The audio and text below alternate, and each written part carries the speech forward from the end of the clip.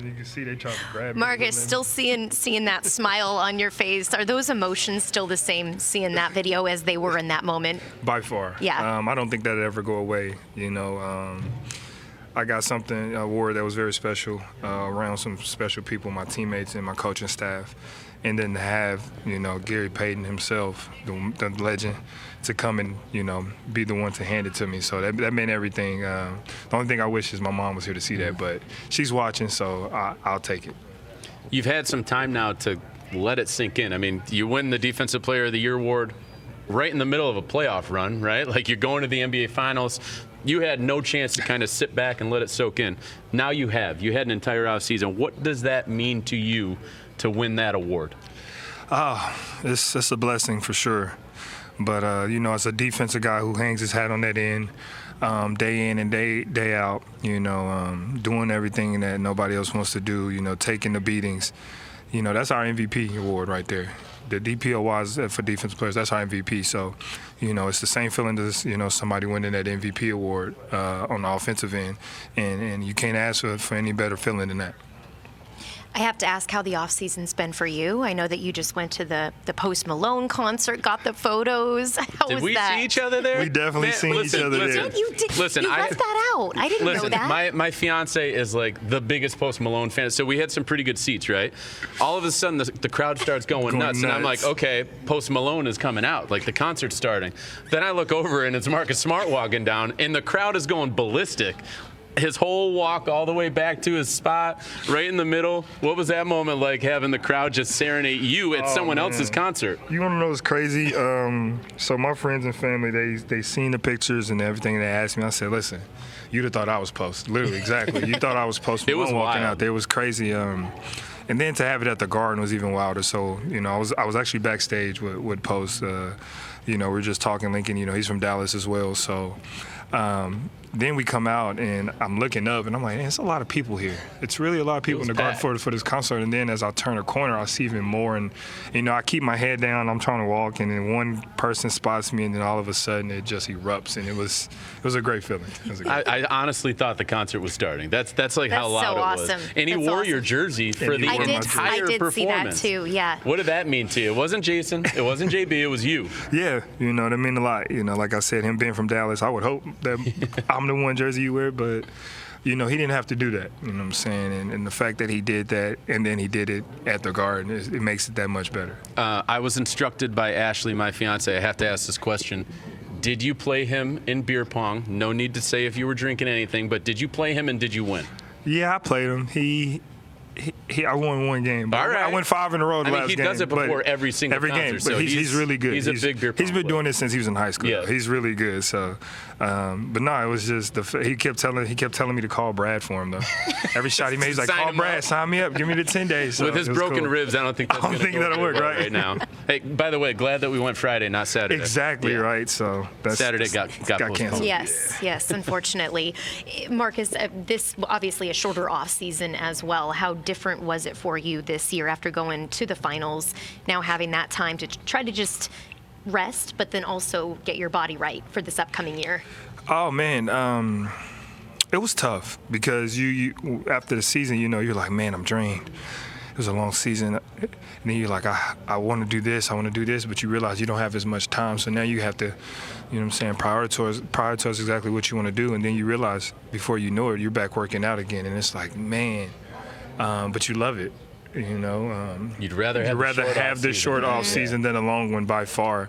And I didn't understand that when I'm hearing guys like Steph, when they've been time after time saying they love it, and now I understand why. We've got to talk about the man of the hour. That's Joe Mazzulla, taking over as interim head coach. What was his message to you guys this morning before you all came here, and why are you excited to play for him? His message was clear and very transparent. Everybody's gonna be honest. I want you guys to be honest with me. I'm gonna be honest with you. We're gonna learn together. We're gonna struggle together. We're gonna succeed. And we're gonna fail together. But as long as we do it together, we're gonna be okay. We have a great team. We have great players. We have a great coaching staff. Let's just go out there and do what we're supposed to do. And Joe's been here a long time, so I have a really good relationship with Joe. He's a great guy. He's a a jiu-jitsu. I think is a jiu-jitsu master. Is he really? I didn't know that. It's one of those. I wish we knew that before he came on set. He's pretty good. So me. Are and you saying Joker, he could take you? I didn't say that. I just said he's. That was quick. So I've taken some Muay Thai classes, so we talk about things like that's that. awesome. So yeah, that's really cool. He's a great guy, and like I said, he knows he's played West Virginia. He's played for a great coach with Bob, and and he's a defensive guy. So for me, it makes it that much sweeter because I hang my hat on that end. Marcus, you're a guy that great teammate. You're a leader for these guys. I want to talk about this offseason. There were some rumors going on with Jaylen Brown and KD. You came out and actually had a quote with The Athletic. We're going to have Max pull that up if we can, the graphic, about just how you kind of approach these as well, these rumors. For someone who's always talked about in trade talks, I don't really pay too much mind to that until it actually happens. I don't believe it. How much of that did you discuss with Jaylen Brown, maybe of, hey, you know what, just keep out that outside noise and focus on you? It's funny because I said it one time to him when we were in LA training. And it's not because we were talking about it. It's just I just wanted him to know that, he's not alone. I understand that whatever you're feeling, you have every right to feel it. I get it.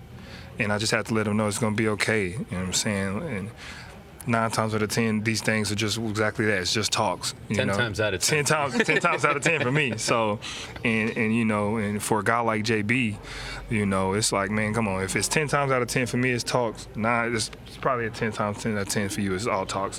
And unless something comes along that they just can't go by, and I don't see many players like you that they're going to say, well, yeah, we'll take this for them. No, they're going to get the max they could. And I just feel like, JB is a young, upcoming superstar in this league, and he's steady rising, steady getting better, and steady proving that he belongs with the top echelon players, and his name deserves to be in there. So for me, it was a no-brainer and I hope that the Celtics thought like me that, KD's great, don't get me wrong. We'd love to have KD. Anybody would love to have KD. But everybody would love to have Jaylen Brown as well. Yeah, no question. That was obviously a big off-season conversation. Another one, unfortunately, the passing of Bill Russell. As the longest tenured member of the organization from a player perspective, I just want to get your take on what was your reaction to that news and how much did that really hurt? To be honest, I couldn't believe it. I just remember looking to my right, seeing him underneath the gold, walking in and everybody going crazy when he walks in and, reliving his highlights and everything that he allowed this generation and more to do. It was definitely a shock. It definitely hurt, just because you see one of the greatest players to ever play this game and greatest pioneers no longer here. Great with way us. to phrase it. Yeah. It's tough. It's tough. He not only changed the game of basketball, he changed the world. Mm-hmm. I know it means a lot to you. It meant a lot to the whole organization. And you got the number 6 right there on your jersey. That's going to be carried through moving forward. Right there, as it should be. Looking back at last season, Marcus, and the finals run that you guys had, you came out and said after Game 6 that you just went through hell to get to the finals, and you didn't make it easy on yourselves, but you made it to that point. How do you think going through that prepares you and sets you up even better for this year, knowing what to expect and having to fight?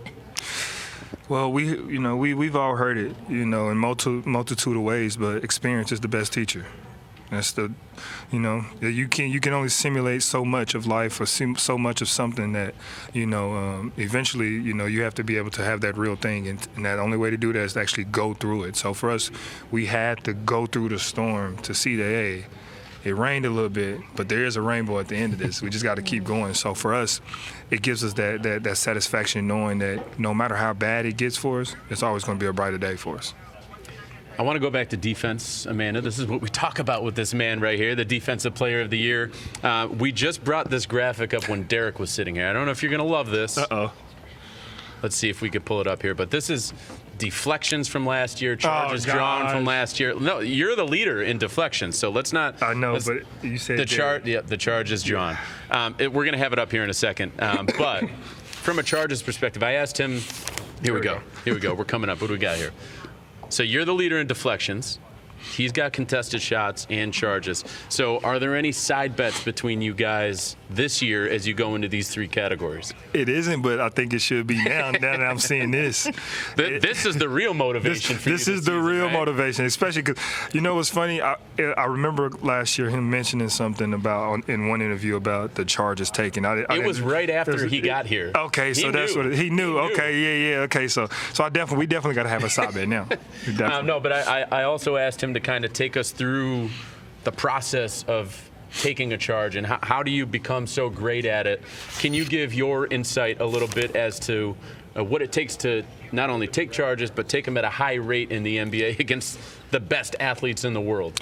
Yeah, I mean, 1, confidence. 2, you gotta be fearless, and 3, you just gotta smart. Like for me, I was always taught the best player in the game. Like if you ask a question, what's the best player in the game? A lot of players will give you something probably dealing with offense, right? But the best player in the game, to me, is a charge. You wonder why? 4 things good come from a charge. 1, it's an offensive foul, which is also a team foul against the other team. 2, it's an offensive foul against probably 9 times out of 10 who's driving, their best player, right? 3, what it does to that player in his mind? You know what? Next time I drive, I got to be careful because I ain't trying to run into somebody. Now they're second guessing themselves and we're taking them out of the game. And 4, your team gets the ball. So this isn't the first time you've thought about this or said this out loud, right? No, it's not. This isn't at all. You know, this is something that when as I was growing up, been taught. You know, and everybody's so scared to take charges. Like I understand. It's a little fear in that. You know, you don't want to get hit a certain way. You don't want to get hurt, but you know, that's the beauty of taking a charge. You know, it's a selfless act. You know, by you sacrificing your body, it does something for the team. You've taken your bumps and bruises throughout the years, right? But you always get up and come back. I know. I mean, Wolverine. Is your nickname. Wolverine. Still going by that, right? Self-proclaimed, I believe, yes, right? Yeah. Actually, it was not self-proclaimed. The training staff actually gave it to me after. Here, when I tore my oblique, and then they were like, yeah, you're going to be out this long, and I ended up coming back quicker, and they were like, okay. How did that happen? What's going on here? Right after my hand and then my thumb. So they're like, yeah, we're just going to call you from Wolverine from here. And it stuck. It stuck and it works. It applies, right? You have that bulldog mentality. You said you just pride yourself on that out on the court.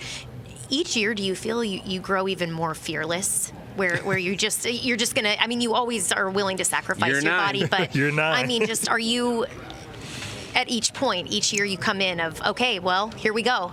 Yeah, you actually do. You know, the more you continue to do something, the more you continue to strive in it, you become great at it. And for me, that's what it is. I come in knowing that just like when Steph comes in, he shoots the ball, he thinks it's going in every time. I know when I step on the corner defensive end that nobody's getting by me. You might get by me here and there, but that's what I'm thinking. Nobody's getting by me. I don't care who you are. So, you know, and when you have that type of mentality, you know, you're going to succeed a lot of times more than not. And with the Celtics not only having you, but Malcolm Brogdon, Derek White, Jaylen Brown. Like, you guys have a heck of a perimeter defense this year. We can't wait to watch it. Marcus Smart, the reigning Defensive Player of the Year. I love the ring of that. I know you love the ring of that. We appreciate the time, and we'll see you throughout the season. Thank you, guys. As always. It's a good time seeing you Friday night. For sure.